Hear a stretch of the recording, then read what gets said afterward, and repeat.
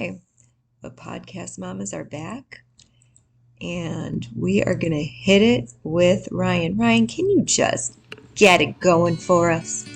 Thanks, man. It's always so great starting the show with this guy. It's time for bed, oh, it's time for you. Mom and Dad says what you gotta do. We don't care if you ain't tired. Take it from the one whom you so admired. It's bedtime for Ella Missy. Don't you cry or go and hiss it. No more games and no running around, 'cause we don't wanna hear another sound. Just take your bear and get tucked in and don't make us swear again and again and again. Okay. Well, I was swearing this morning for a little bit. We had a rough start today, to say the least. Rough start. We had the crime scene, bloody nose all over the sheets at, I forget what time, it was early. And then I had to take my other son, Carter, to a physical therapy appointment. So then the younger son had to stay with Ella and keep watch over her. I'm not out the door 15 minutes and he's texting me, "When you coming back?" And I said, "Buddy, I just left. I'm not going to be back for an hour." And he's like, "Ella's barfing." Oh, no. So now we got crime scene, bloody nose, and now we got barf, and the poor 13-year-old boy is taking care of her. He had to change her shirts because she barfed on her shirt. He got a barf bucket, got her some bubbles. Like, when I think about what my boys go through with taking care of their sister, like, there's no way to learn that in the real world unless you can experience it organically. Because even if you take the job, even if you're just a good person and you do the job like Heavenly Hannah does, not the same growing up in that same household, not the same when you didn't ask for it and you just do it. You know, it's crazy to me. And I'm like, just tell me what I can get you from Starbucks. Thank you. You're wonderful. That's awesome. I do think the boys learn a lot from taking care of her. And I mean, the lessons are endless, I'm sure. There's no doubt. No, it's very, very sweet. And it's always surprising, too. It's always surprising what lengths they'll go to, how well they'll do their, job taking care of her when I'm gone. But they really step up, I gotta say. So, gosh, our kids frustrate us right and left, but those two really pull it together. They're good souls. They're good souls. Mm-hmm. So we've got a guest on the show today. Nicole, we're so lucky we've got Miss Laura back. Yay! Yay! Miss Laura, thank you for coming back and being here. Miss Laura is with Miss Laura's Life Skills. She creates, customizes, and adapts homeschool programs to fit the needs of your kiddo, whatever their needs are, basically. Yeah. Doesn't matter. Kiddo and family. Yeah. Yep. Yes. The family too. I did forget that part. That is an important variable to customize programs to meet the needs of the family and the kiddo, which is pretty cool. And today you are back to share about one of your most favorite adventures. So please, I'm not stealing your limelight, sister. You take the floor and tell us all about it. Well, thank you, ladies, so much for having me back. I love being on the podcast. A quick recap in case anyone didn't check out last month's episode. We talked about how I was in preparations to take a client and his family to Disneyland. It was to be our third trip. His mom was going, mom's best friend was going, I was going. And then I also had my cousin and her daughter, who is my client's same age, fly in so that he would have a neurotypical peer to be in the park with as well. So that this was going to be a first. He's never had a peer in the park before. And I am beyond thrilled to say we made an 11 straight hour park day happen with 0 meltdowns. Wow. Oh my goodness. Which this is like, yeah, this is stuff, obviously special needs parents, but I don't know that typical parents can even make that claim. I was thinking the exact same thing. I mean, parents of young children and even teens, regardless of their needs, they have Yeah. issues. So this, Yeah. what was the secret sauce? Tell us. And honestly, to be really real, that's better than most of the adults I take with I me. was just about to interject and say that I don't think my husband could go to Disneyland without melting down, or No. even me, maybe.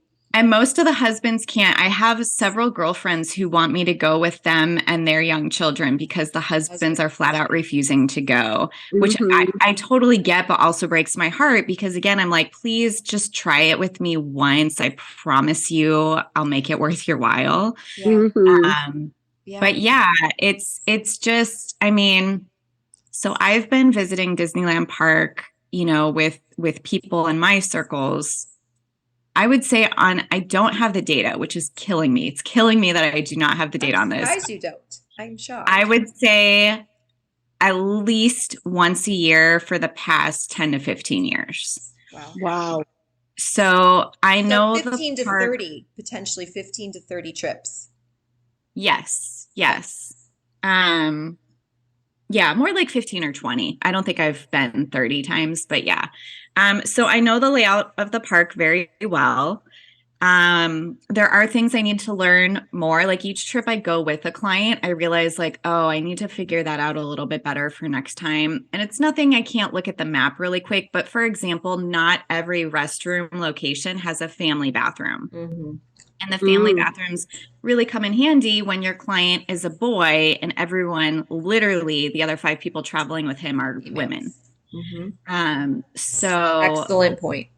yeah, last Very year we true. had his dad and that was great. Just send the boys in, no big deal. But this year it was a different story. And there was one point at dinner where everyone was getting their food. We were waiting at the table and he stood up out of nowhere real quick and was like, B is for bathroom. And I was like, oh shit, like we need to go now. Yeah. And so we had to wait. And as soon as I saw somebody at the cashier, I headed to the women's with him because that was right around the corner. And thankfully, no one batted an eye. Like he's usually got his headphones on all day. So it's like people can kind of tell, Create a visual for us. How big is this young man compared to you? Oh, he's tall. He's like a head taller than me. He's 17. Okay. Oh, wow. Yeah, he's extremely tall. 6 feet at least, I would say. Wow. So, and starting to look more like a man, but like definitely a teen. Like you can tell he's a teen. Okay. So to take him into the women's bathroom is probably very nerve-wracking because, especially with all the things that are going on in the world, it's very nerve-wracking to do that, right? So, okay. Yeah, and thankfully everyone in this one, it was kind of a smaller one. Everyone just kind of seemed to have their head down and just be focused on themselves. So it was real easy to just get him in and out real quick. Nobody said anything, no big deal. I didn't even usually I'm a super intuitive person. I can even feel energy, vibrations, and things, and there was none of that. So that was cool. But yeah, otherwise we just, would take him to a companion bathroom or a family bathroom, whatever it was called. And then,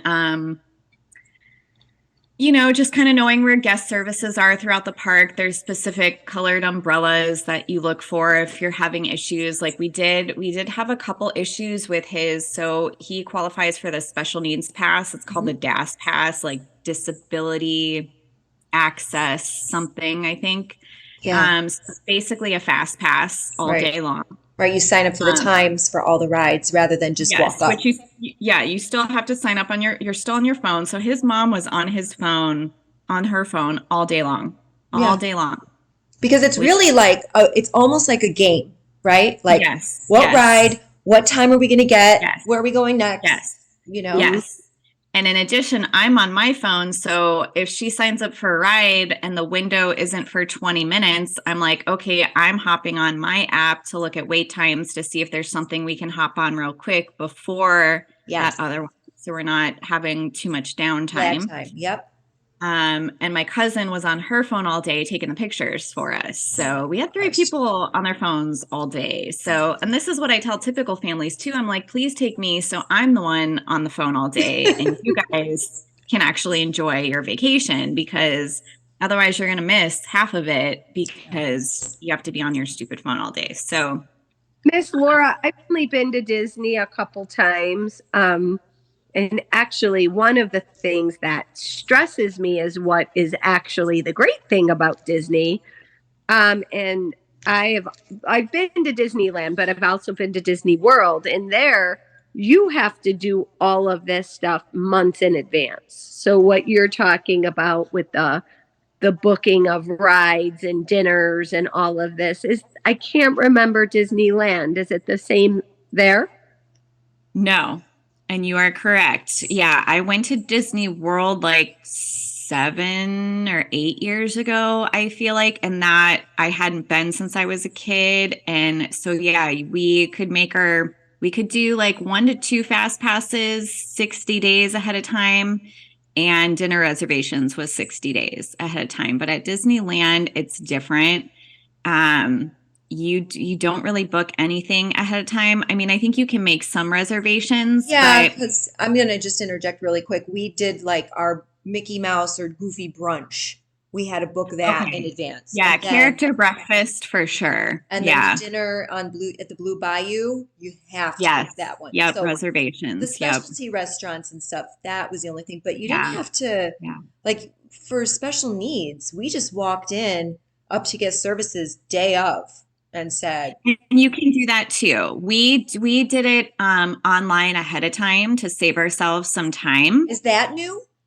I think it is newer this year. I'm not gonna lie, it was a pain. They put his mom on hold for 2 hours.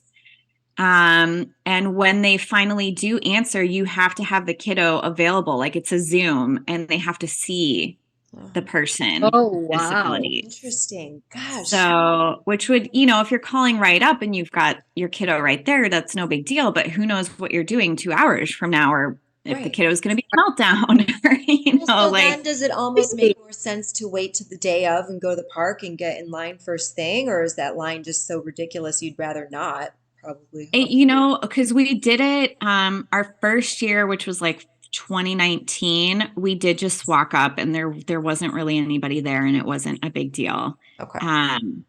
But and also we do it at, so when we drive, we leave around 9 a.m., we get in around 3 p.m., hit the park around 4 p.m. We go to California Adventure Park first, which personally is just, I wish they would bulldoze it. So, Why? That's my favorite. yeah. Why? I don't, there's only a couple rides that I care for in that park. And same thing, we only went on like 3 rides in that park in the whole evening. So Wow. at least we aren't in a rush that evening then, because we know Yeah. there's only a handful of things we want to do. We eat dinner. And he went back to the hotel the earliest ever this year. I think they went back around 7:30. Okay, so maybe. you're only there a few hours. Yeah. In the past, we've stayed till the 9 o'clock showing of World of Color and tried to view some of that. But this year he got, his stomach was a little off. So they just walked back.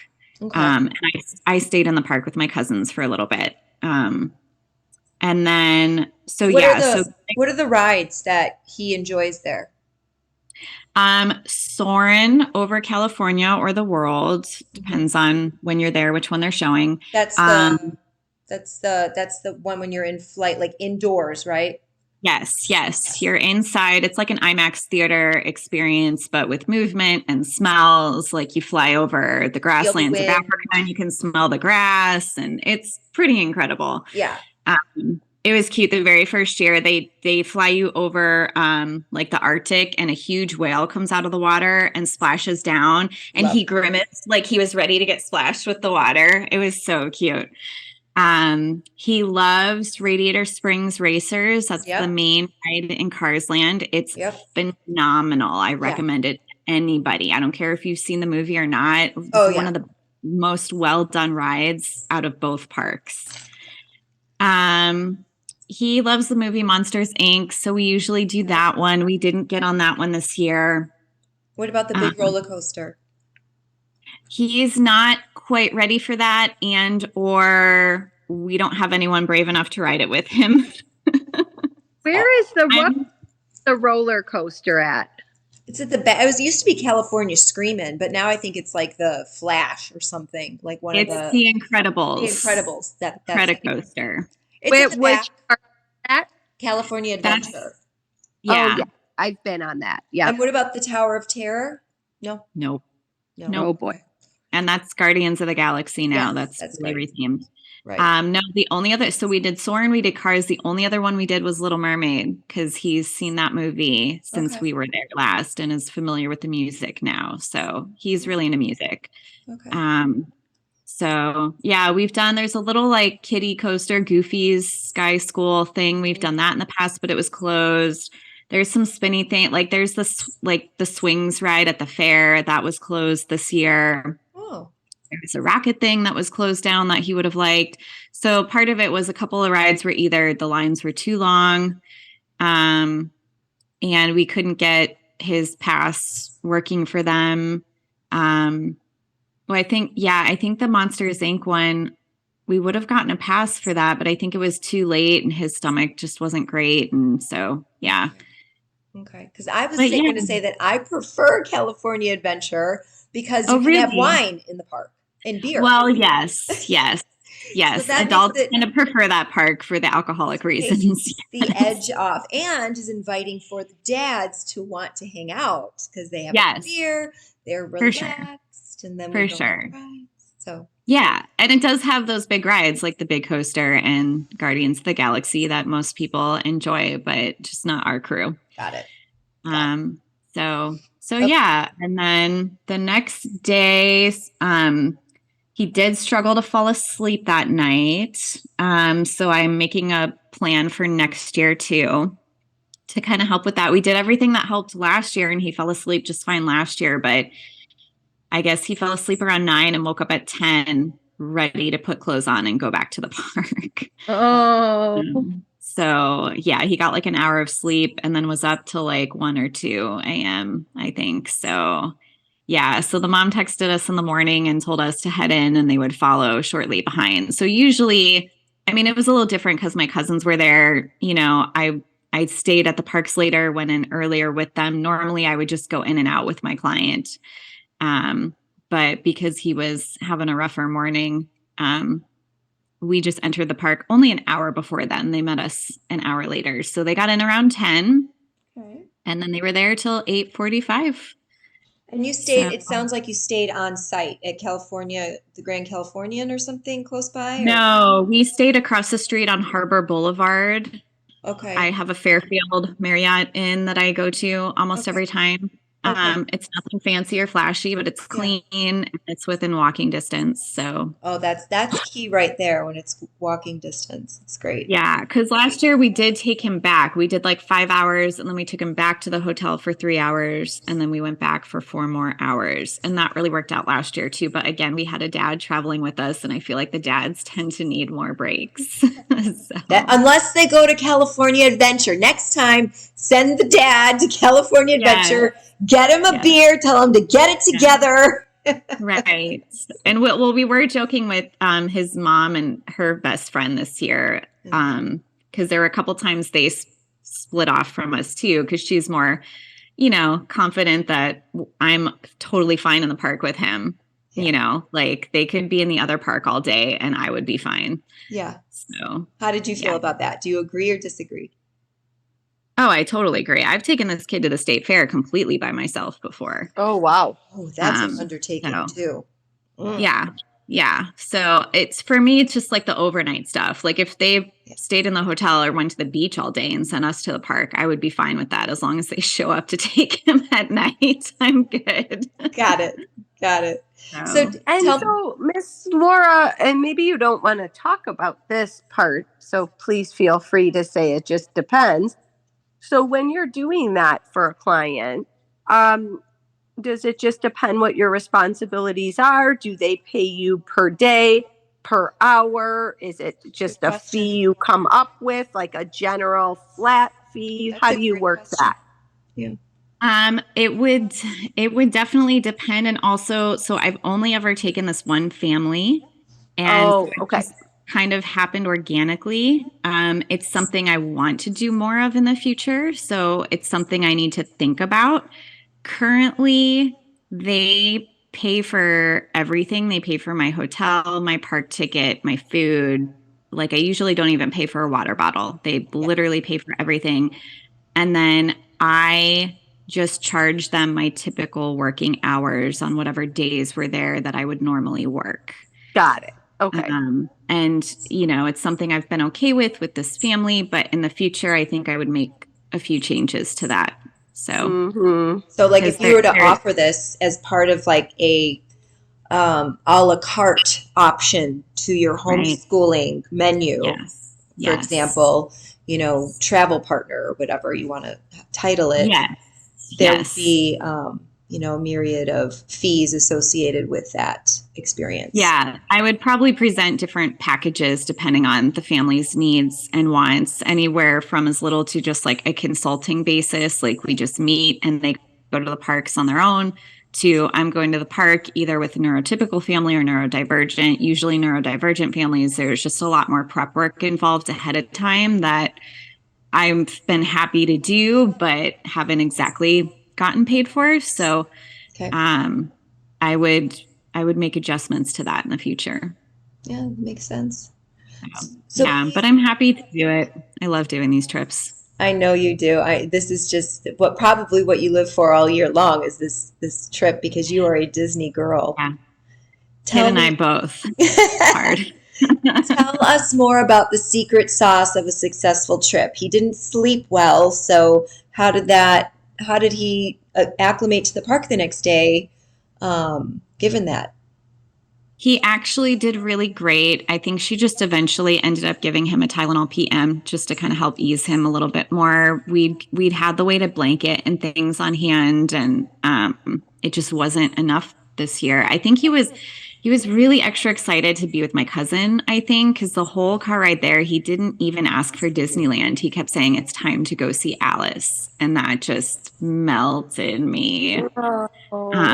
So I think just having that little bit, and I think I explained on the last podcast that, I'd been having them do FaceTimes weekly to get reacquainted with each other. They'd met years ago, but so he was pretty familiar with her by the time we got there. And just having extra things on hand too. We made sure we had more fidgets for him, and he lost one on Thunder Mountain and was a little sad about that, but we got him another one. And so just remembering to but he was sitting next to Alice on that one, so I didn't think to tell her hey, grab his fidget before the ride. Before the ride gets going. I also got the kids bubble wands because that's a big thing in the park, but I got them super cheap at Target before we went. Smart. So, and he's still playing with his. We went to get bubbles for Mickey yesterday at the store because the bubble wand is running out. So just having little things to keep him busy during those downtime, because there is a lot, as much as I try and keep us moving, there you have to stop and game plan. Okay, what ride is next? How hungry are we? Kind of circling back around to the restaurants, there's still a couple you can walk up, but mostly you're mobile ordering. You're ordering food on your phone. I forgot about and that. Picking times, you kind of want to make sure you're ordering an hour before you're ready to eat to make sure that that window is available. And then then you have to go and say I'm here, and then you got to wait, and so there's it's hurry up, planning. Wait, hurry up, go. Yeah. So just having let's be honest, Disney is not a relaxing vacation. It's not. It's your job to make it as relaxing as possible for the parents. But it is, there are many details that are involved. Yeah. I was telling Nicole on the podcast a few weeks back, because we had gotten back from Maui, and she said, was it not magical? Was it not the best trip ever? And I said, to be honest, Orlando is our place because there's so much to do. There's no boredom, no downtime. No one's sitting in their rooms on their phone. They're like begging for mercy when you're at these theme parks. And they cater so much to kiddos who have needs. It's like you almost feel like a celebrity. You're so well taken care of. So truly. You know, while there is like a high stress, go factor, I do kind of like thrive on it a little bit. I don't know. It's a little. Yeah. And Disney's made it trickier. I mean, when we went in, so we entered the park at 9 a.m. By ourselves before my client got there. I walked back to a brand new ride I couldn't wait to get on. And I walked, so if it's 9 a.m., the park's been open for 1 hour. I walked past three different families arguing with a teenager in tears. What? 1 hour into their day. And I truly think it's because Disney has made a lot of changes since the pandemic. And Like what? We haven't been since. Like the fast pass system, right? So you used to be able to get as many fast passes as you wanted throughout the day. Originally, they were free. Then they came at a price. Now they continue to come at a price, and you can only use it once per ride per day. So we're a team that loves to go on Thunder Mountain 2 or 3 times, and we use a fast pass every time. So that means we're only going once, and or we're standing in a longer line. Yeah. So that limits, and again, with park ticket prices going so high, maybe the family can only be there for that day. So that's, you're going into really high expectations. You got 1 day, you got to get on all the rides that you want to get on. They're making it harder and harder to do that. You're so and it's just really adding to the stress level. And it truly broke my heart because again, like I am just a Disney person that believes it's for everybody. I don't care what age, race, gender, capabilities you have. It's for everybody. And I mean, around 4 or 5 p.m., there's going to be tears, especially in the toddler families. Like the parents have had it, the kids have had it. Everybody's hungry, tired, and hot. Sure. But an hour into the park, 3 different families, 3 different ones. That really hit me. Well, that really hit me. You make such a good point that, you know, here is a place that is so enjoyable and so wanting to be accommodating to all the people. Yes. However, it is so exorbitantly expensive and is making it challenging for families to go now. Yes. So, you know, I could see it. You got 1 day there. And do you have enough hours in the day to endure the lines, to get into the rides that you really want to be on? Yep. Oh, I know. I think with the prices Disney's charging, they should include a Miss Laura. They should just include you. You should be contracted with them. I wish. You can take a VIP tour, but that's a park ticket price on top of your park ticket, and that guarantees that you're on everything. They'll walk you right to the front of the line, and you get crazy amazing service. But who can afford that? I mean, it's ridiculous. But you're having a special needs hostess. Yeah, special needs host. And like neurotypical, you know, again, like we said, so many of these dads don't want to go, or the families are just overwhelmed by the whole prospects. And a lot of it is just knowing the park. Like they don't have to fumble thinking, like looking at the map, trying to figure out where they want to go to the next ride. Like I just shoot you across the park so fast. Like you don't even have time to think about where you're headed. No, that's so true. So true. Oh, I am so glad that it was such a successful trip, though. Anything else that you can share that was integral in making it such a success? I mean, it really was amazing to have my cousin there. I did get to put them on a roller coaster by themselves. Of course, it was the one that they must have been in the cart and got evacuated. Because she texted like 10 minutes later, like, hey, the ride went down, they're making us wait. And I'm like, they can't make you wait. So, and in the meantime, like I'm with her mom staked out at a parade spot. And so his mom is in a totally different spot. So then I'm texting her like, hey, you might need to go to the exit or the entrance and like demand they release your son to you. Oh, And then a few minutes later, she's like, it's fine. We're on the ride. We're going. And when they got off, she said they had to use like a step ladder or a step stool to like get out of the ride vehicle or something. So I don't know what happened, but she was, thank God, she's cool as a cucumber. Like the one time we sent her by herself with this kiddo, yeah. she just texted that he seemed confused but not distressed. And I'm sure her energy, he was like, oh, well, if she's not freaking out, I guess I'm not going to freak out, you know? Exactly what I was going to say. He was reading her vibes, and as long as she was Yes. cool, he knew not to fret. Yes. So that was really cool just to have somebody that, you know, was at least we knew somebody was with him Yeah.